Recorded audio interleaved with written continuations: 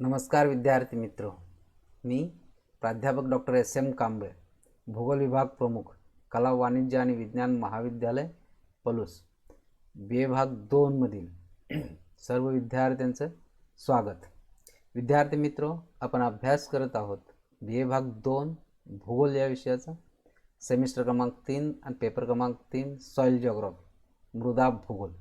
आत्तापर्यंत बरेच लेक्चर्स याच्यामध्ये झालेले आहेत. प्रकरण क्रमांक 1 मूलभूत मृदा भूगोल, बेसिक सॉइल जिओग्राफी.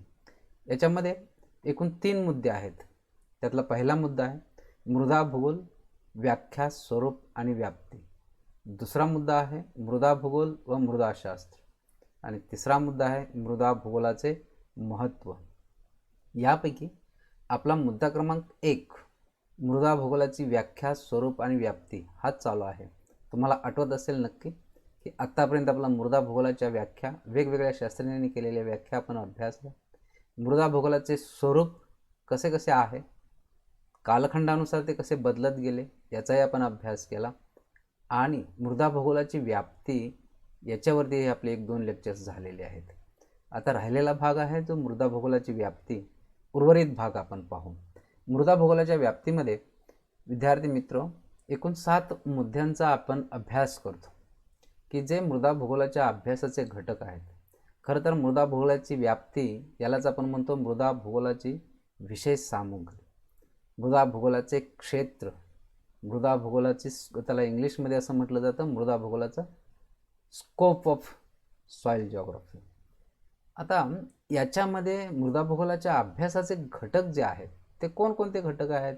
1 मूलभूत घटकांचा अभ्यास, 2 मृदा निर्मिती व रचना, 3 मृदेतील घटक आणि गुणधर्म, मृदेचे वर्गीकरण, त्यानंतर मृदेचे प्रकार, त्यानंतर मृदेची अवनती आणि मृदा व्यवस्थापन. विद्यार्थी मित्र, आत्तापर्यंत आपण मृदा भूगोलाची व्याप्ती अभ्यासत असताना मूलभूत घटकांचा अभ्यास पाहिलेला आहे. त्यानंतर दुसरा मुद्दा जो आहे मृदा निर्मिती, मृदेची निर्मिती कशी होते, मृदा निर्मितीच्या प्रक्रिया कोणकोणत्या आहेत आणि मृदेची रचना कशी आहे तो. त्यानंतर मृदेतील घटक आणि गुणधर्म, मृदेमध्ये कोणकोणते घटक आहेत आणि मृदेचे गुणधर्म कोणकोणते आहेत असतात याविषयी आपण इत्थंभूत चर्चा केलेली आहे. म्हणजे हे 3 मुद्दे मागील तासाला आपले कव्हर झालेले आहेत. आता राहिलेला मुद्दा जो आहे तो मृदेचे वर्गीकरण, मृदेचे प्रकार, मृदेची अवनती आणि मृदा व्यवस्थापन, या 4 मुद्द्यांचा आपण अभ्यास करणार आहोत.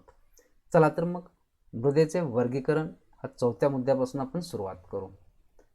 मृदा भूगोलाच्या व्याप्तीमध्ये विशेषतः अनेक मृदा भूगोलाच्या अभ्यास घटकांचा समावेश होतो. त्यापैकी 4था घटक जो आहे की मृदेचे वर्गीकरण. आता मृदेचे वर्गीकरण का केलं जातं किंवा कशासाठी केलं जातं किंवा तो मृदेचे वर्गीकरण अभ्यासण्याचा हेतू काय आहे हे पहिल्यांदा आपल्याला माहीत पाहिजे. खरं तर मृदेचा प्रकार कोणता आहे हे जर ओळखायचं असेल तर मृदेचे वर्गीकरण करायला पाहिजे. मृदेची गुणधर्म कोणती आहेत ते ओळखायचं असेल तर मृदेचे वर्गीकरण करायला पाहिजे. मृदेची उत्पादकता काय आहे, कमी आहे, जास्त आहे, कशी उत्पादकता आहे, प्रत्येक मृदेची उत्पादकता ही वेगवेगळी असते. मग हे समजण्यासाठी मृदेचे वर्गीकरण हे आवश्यक असतं आणि म्हणून मृदेचे वर्गीकरण केले जाते. आता मृदेचे हे वर्गीकरण वेगवेगळ्या आधारावरती केले जाते किंवा वेगवेगळ्या प्रकारे केले जाते.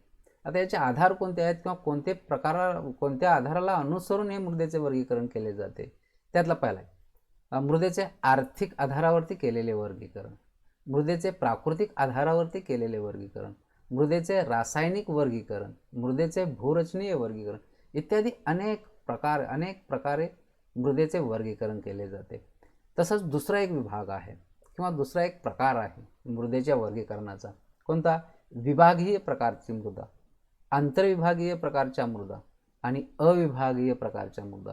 म्हणजे हे मृदेचे असंख्य जे प्रकार आहेत ते वेगवेगळ्या गटामध्ये विभागलेले आहेत आणि त्या गटानुसार त्यांचा अभ्यास केला जातो. आता याचा जो आपण अभ्यास करतो मृदेचे वर्गीकरणाचा, तो मृदेचा प्रकार ओळखण्यासाठी, मृदेचे गुणधर्म ओळखण्यासाठी, मृदेची उत्पादकता ओळखण्यासाठी, म्हणजे मृदेची वैशिष्ट्ये ज्यावेळी आपण अभ्यासतो त्यावेळी आपल्याला त्या मृदेचा प्रकार कळतो. ती मृदेचा प्रकार कळला की ती मृदा कोणत्या विभागामध्ये येते वैशिष्ट्याला अनुसरून, त्यावेळी त्याचा तो प्रकार समजतो. म्हणजे हा सर्व मृदा वर्गीकरणाचा जो अभ्यास आहे तो अभ्यास आपल्याला मृदा भूगोलाच्या व्याप्तीमध्ये करावा लागतो, किंवा ही मृदा भूगोलाची व्याप्ती आहे असे स्पष्ट होते. त्यानंतरचा जो दुसरा भाग आहे मृदा भूगोलाच्या अभ्यासाचा घटक, ते म्हणजे मृदेचे प्रकार आणि वितरण. विद्यार्थी मित्र, की मी स्पष्ट तुम्हाला केलं की मृदेचे असंख्य प्रकार आहेत, बरोबर. आणि हे असंख्य प्रकार पृथ्वीच्या पृष्ठभागावरती आपल्याला वेगवेगळ्या ठिकाणी आढळतात. मग जर संपूर्ण जगामध्ये कोणकोणत्या प्रकारची मृदा आहे हे जर आपल्याला अभ्यासायचं असेल तर ते हे मृदेचे वर्गीकरण करावं लागतं आणि मग ह्यांचं वितरण करावं लागतं. मृदेच्या जागतिक वितरणाचा अभ्यास हा मृदेचे वर्गीकरण किंवा प्रकार वितरणात्मक दृष्ट्या केला जातो. आता उदाहरणार्थ जांभ्या प्रकारची मृदा जगामध्ये कुठं कुठं आढळते त्याचा अभ्यास केला जातो. तांबडी प्रकारची मृदा म्हणजे तांबड्या रंगाची मृदा जगामध्ये कोणकोणत्या प्रदेशामध्ये आढळते त्याचा अभ्यास केला जातो. तसंच चेस्टनट प्रकारची मृदा, चर्नोझेम प्रकारची मृदा, प्रेयरी प्रकारची मृदा, टॅडझॉल प्रकारची मृदा, टुंड्रा प्रकारची मृदा, वाळवंटी प्रकारची मृदा आणि पर्वतीय प्रकारची मृदा, म्हणजे असं असंख्य प्रकार हे मृदेचे आपल्याला पाहावयास मिळतात. अर्थात याच्याशिवायही जसं विभागीय मृदा आहे, आंतरविभागीय मृदा आहे किंवा अविभागीय मृदा आहे, हे सुद्धा मृदा प्रकारात अभ्यासले जातात. मात्र यांचा अभ्यास जागतिक स्तरावरती केला जातो.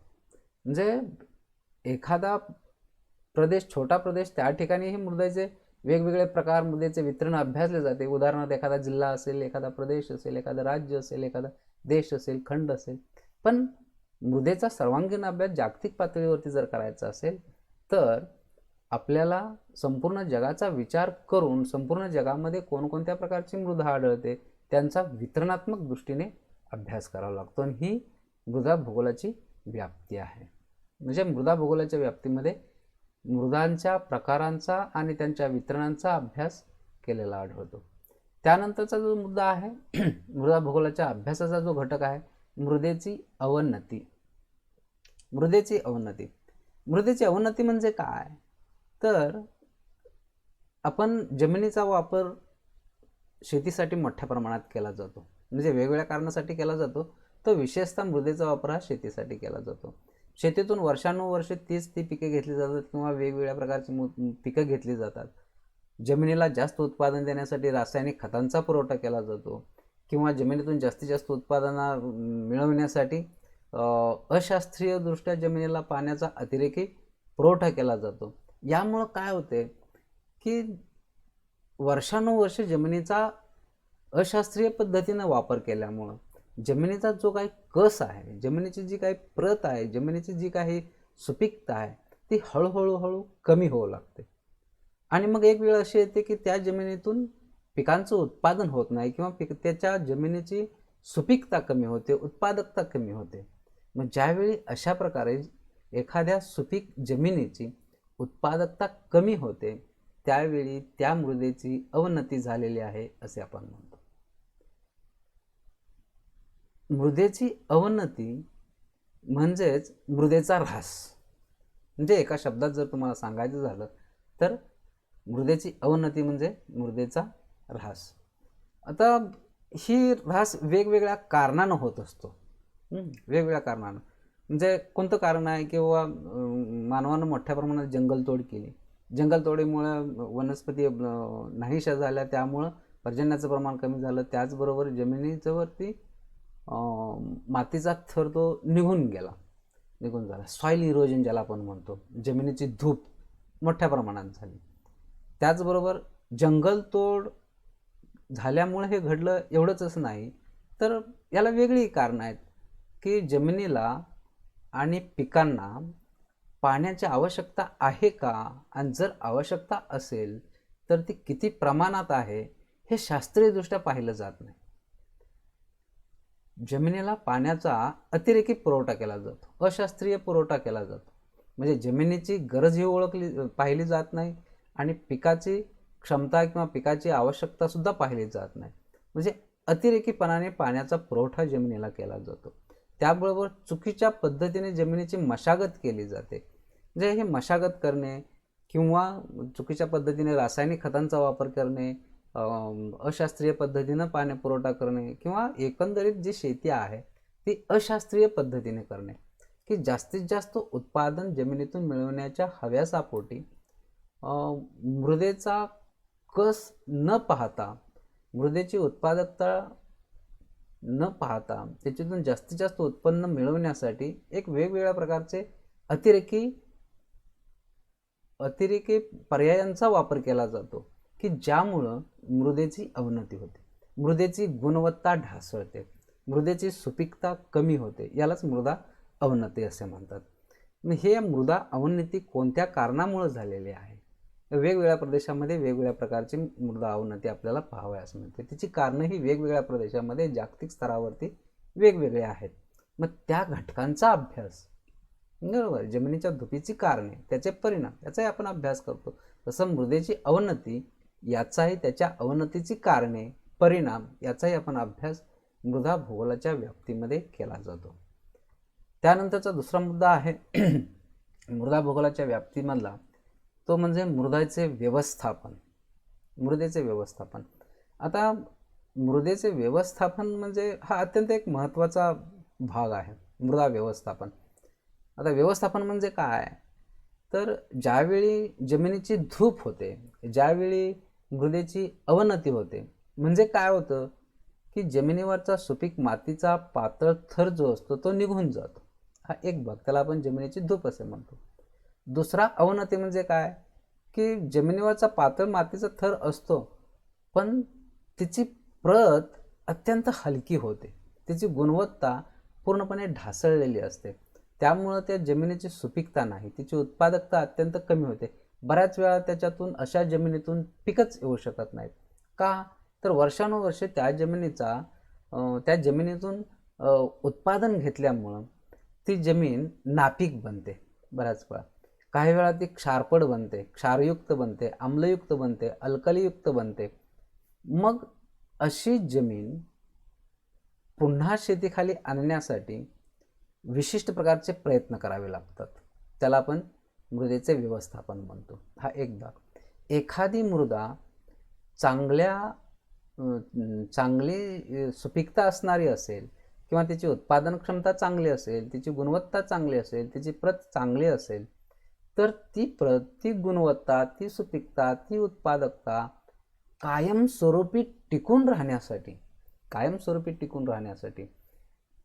एक विशिष्ट प्रकारचे प्रयत्न करावे लागतात. त्यालाच आपण मृदेचे व्यवस्थापन असे म्हणतो. म्हणजे कसं आहे की ज्यावेळी आपण एखाद्या घटकाचा वापर करतो त्यावेळी तो घटक हळूहळू त्याची गुणवत्ता कमी होते किंवा तो घटक हळूहळू कमी होतो. तसं मृदेचं सुद्धा आहे. मृदेचा जर आपण वर्षानुवर्षे उत्पादनासाठी वापर करत असेल तर एक काळ असा येतो, एक वेळ अशी येते की त्या जमिनीतून कोणत्याही प्रकारच्या पिकाचं उत्पादन होऊ शकत नाही. मग हे असं होऊ नये, भविष्यामध्ये असं होऊ नये, यासाठी मृदा व्यवस्थापनाच्या वेगवेगळ्या पद्धती आहेत. त्या पद्धतींचा वापर आपल्याला करावा लागतो. आता हे पद्धती म्हणजे काय?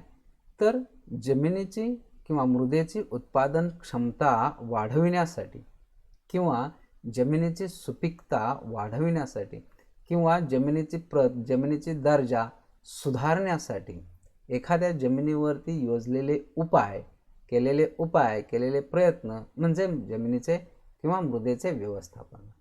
म्हणजे एखादी जमीन कोणत्या प्रकारची आहे, त्यामध्ये कोणते गुणधर्म आहेत, म्हणजे त्या जमिनीची कोणती वैशिष्ट्ये आहेत, हे एकदा समजलं की त्या वैशिष्ट्याला अनुसरून त्या प्रकारची पिके त्या जमिनीमध्ये घ्यावी लागतात.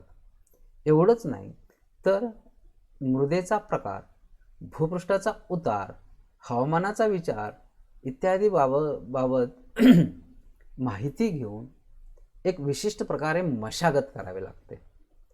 त्याचबरोबर जमिनीची पाणी साठवून ठेवण्याची क्षमता किती आहे किंवा जमिनीमध्ये असणाऱ्या पिकाला पाण्याची किती आवश्यकता आहे याचा शास्त्रीय दृष्टीने विचार करून जमिनीला आवश्यक तेवढा पिकांच्या गरजेपुरता योग्य पाणी पुरवठा करणं जमिनीचं व्यवस्थापन, मृदेचं व्यवस्थापन येतं. म्हणजे तुम्हाला एवढं समजेल की जमिनीची उत्पादकता टिकवून ठेवण्यासाठी आपल्याला विशिष्ट प्रकारची शेती करावी लागते, शास्त्रीय पद्धतीने शेती करावी लागते, त्याला आपण उपाय म्हणतो. पण बहुतांशी महाराष्ट्रामध्ये म्हणा किंवा भारतामध्ये का म्हणा की जे शेतकरी आहेत त्यांना या बाबतीचं पूर्णतः ज्ञान नाही. विशेषतः ग्रामीण भागातील शेतकरी अज्ञानी आहेत. त्यांना एकच आहे की जमिनीतून जास्तीत जास्त उत्पादन मिळालं पाहिजे, जास्तीत जास्त उत्पादन. मग त्यासाठी हे लोक रासायनिक खतांचा मोठ्या प्रमाणात वापर करतात, पाण्याचा मोठ्या प्रमाणात वापर करतात, वर्षातून 2-2, 3-3 पिके घेण्याचा प्रयत्न करतात. व्यापारी पद्धत, कमर्शियल बेसवरती जमिनीतून जास्तीत जास्त उत्पादन मिळविण्यासाठी. मग अशा प्रकारचे प्रयोग केल्यामुळं त्या जमिनीचा दर्जा ढासळतो, जमिनीची अवनती होते, जमिनीची मृदेची धूप होते, मृदेचा ऱ्हास होते, परिणामी काही वर्षानंतर उत्पादन कमी होते. मग हे असं होऊ नये यासाठी त्या जमिनीमध्ये एक विशिष्ट प्रकारे जर शेती केली तर त्या जमिनीचा कस कायमस्वरूपी टिकून राहील. आणि म्हणून मग एक वेगवेगळ्या पद्धती, जमीन मृदेच्या व्यवस्थापनाच्या वेगवेगळ्या पद्धती आहेत, त्या पद्धतींचा अवलंब करावा लागतो. मग अशा कोणत्या पद्धती आहेत तर योग्य मशागत. योग्य मशागत. आता योग्य मशागत म्हणजे काय? पेरणी करायच्या अगोदर आपल्याला जमिनीची मशागत करावी लागते. आणि मग ही जमिनीची मशागत कशी करावी लागते की जमिनीचा उतार विचारात घ्यावा लागतो. जमिनीचा उतार बाबा कोणत्या प्रकारचा आहे, म्हणजे किती आहे एक भाग आणि कोणत्या दिशेला आहे. मग ज्यावेळी आपण मशागत करतो त्यावेळी त्या जमिनीला उताराच्या काटकोनाच्या दिशेमध्ये जर मशागत केली तर त्या जमिनीवरची धूप कमी होते. म्हणजे काय होतं की पावसाच्या जमिनीवरती पडलेले पाणी जे आहे ते पाणी उताराला नसून पुढं वाहते. ज्यावेळी मशागत केलेली असते त्यावेळी सुपीक मातीचा वरचा जो थर आहे तो थर या पाण्याच्या प्रवाहाबरोबर वाहून जातो. तो वाहून जाऊ नये, पाण्याचे प्रवाह निर्माण होऊ नयेत, पावसाचे पडलेले पाणी जमिनीमध्ये मुरावे या दृष्टीने उताराच्या काटकोनाच्या दिशेमध्ये ही जमिनीची मशागत करावी लागते की ज्यामुळे जमिनीचा सुपीक मातीचा थर वाहून न जाता तो त्याच ठिकाणी थांबेल. एक भाग. पिकामध्ये फेरबदल करणे. बऱ्याच वेळा काय की ग्रामीण भागातील शेतकरी काय करतात की वर्षानुवर्षे एकच पीक घेतात, एकच पीक. त्यामुळं काय होते की जमिनीची उत्पादकता कमी होते. तर पिकामध्ये प्रत्येक वर्षी बदल केले पाहिजेत. म्हणजे जमिनीचा प्रकार कोणता आहे, जमिनीचे गुणधर्म काय आहेत, आपल्याकडं हवामान कोणत्या प्रकारचं आहे याचा विचार करून एक आलटून पालटून पिके जर घेतली तर त्या जमिनीचा कस कायम राहतो, उत्पादनही चांगलं मिळतं. हा एक भाग. योग्य खतांचा पुरवठा करणं. आता जास्तीत जास्त उत्पादन मिळवण्यासाठी खतांचा वापर तर करावाच लागतो, पण जर रासायनिक खतांचा वापर केला तर उत्पादन एखाद्या वेळी आपल्याला जास्त मिळेल, दुसऱ्या वेळी जास्त मिळेल, तिसऱ्या वेळी जास्त मिळेल, पण हे जास्त मिळण्याचं जो प्रमाण आहे हे हळूहळू पुन्हा घटत जातं.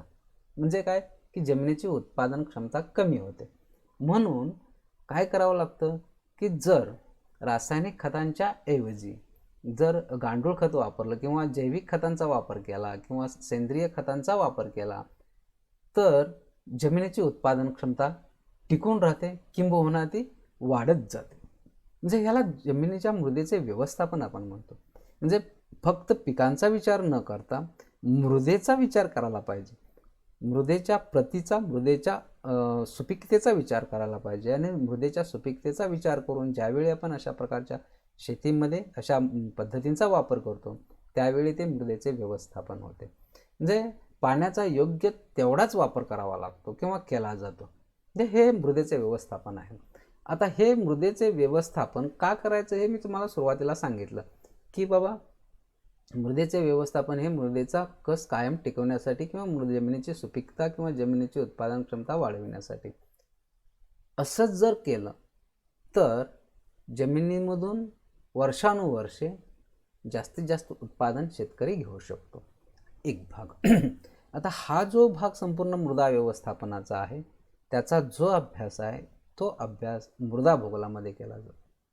म्हणजे मृदा भूगोलाच्या व्याप्तीमध्ये हा मुद्दा समाविष्ट होतो की मृदेचे व्यवस्थापनाचा अभ्यास हा मृदा भूगोलाची व्याप्ती आहे. विद्यार्थी मित्र, आपण फक्त पिकांचा अभ्यास करत नाही, मृदेचा अभ्यास करतो, मृदा भूगोलाचा अभ्यास करतो. त्यामुळं मृदेचा सर्वांगीण दृष्टीने ज्यावेळी आपण अभ्यास करतो तो संपूर्ण अभ्यास मृदा भूगोलाच्या व्याप्तीमध्ये समाविष्ट होतो. विद्यार्थी मित्र, आज आपण मृदा भूगोलाच्या व्याप्तीचा अभ्यास पाहिला. याच्या अगोदर आपण मृदा भूगोलाची व्याप्ती 3 वेगवेगळ्या मुद्द्यांच्या आधारे स्पष्ट केलेले आहेत आणि राहिलेले 4 मुद्दे आपण आजच्या लेक्चर्समध्ये पाहिलेले आहेत. ही मृदा भूगोलाची व्याप्ती जी आहे ही व्याप्ती आपल्याला या व्याप्तीवरून आपल्याला असं समजतं की मृदा भूगोलाच्या अभ्यासाचं क्षेत्र किती विस्तृत आहे किंवा मृदा भूगोलाच्या अभ्यासाचा आढावा किती व्यापक आहे, आवाका किती व्यापक आहे याची आपल्याला कल्पना येते. विद्यार्थी मित्र, मृदा भूगोल हा विषय फार विस्तृत आहे. आपण तो मात्र जो सिलेबसमध्ये समाविष्ट केलेला आहे त्यापुरता त्या अंगानेच आपण अभ्यास करतोय, विचार करतोय. मृदा भूगोलाच्या व्याप्तीमध्ये ह्या 7 मुद्द्यांचा समावेश होतो. याच्याही शिवाय वेगवेगळ्या घटकांचा समावेश होतो. तो डीपमध्ये आपण फारसं जाऊ शकत नाही, कारण त्याला विद्यापीठांना आपल्याला काय केलेलं आहे, एक चौकट दिलेला आहे, एक अभ्यासक्रम दिलेला आहे, त्याच्यामध्येच आपल्याला सीमित राहावं लागतं. ओके विद्यार्थी मित्र, आज या ठिकाणी आपण थांबतोय. तुम्ही या ऑनलाईन लेक्चरमध्ये सहभागी झाला, आपले आभार. We will meet you again next lecture. Okay, thank you very much. विद्यार्थी मित्र, तुम्हाला आणखीन एक सूचना सांगायची होती की आणखीन 1 किंवा 2 लेक्चर्स झाल्यानंतर किंवा हा टॉपिक संपल्यानंतर याच्यावरती आपण युनिट टेस्ट घेणार आहोत आणि ती युनिट टेस्ट आपण ऑनलाईनच घेतली जाईल गुगल फॉर्म्सवरती. त्या युनिट टेस्टमध्ये आपण सर्वांनी सहभागी व्हावे. तुमच्या काही जर शंका असतील तर त्या शंका कॉमेंट्स बॉक्समध्ये तुम्ही लिहू शकता किंवा प्रत्यक्ष माझा फोन नंबर आहेच यामध्ये दिलेला आहे, त्या फोनवरती तुम्ही संपर्क साधू शकता, मला विचारू शकता. नक्कीच आपल्या शंकाचं निरसन केलं जाईल. Okay, thank you very much.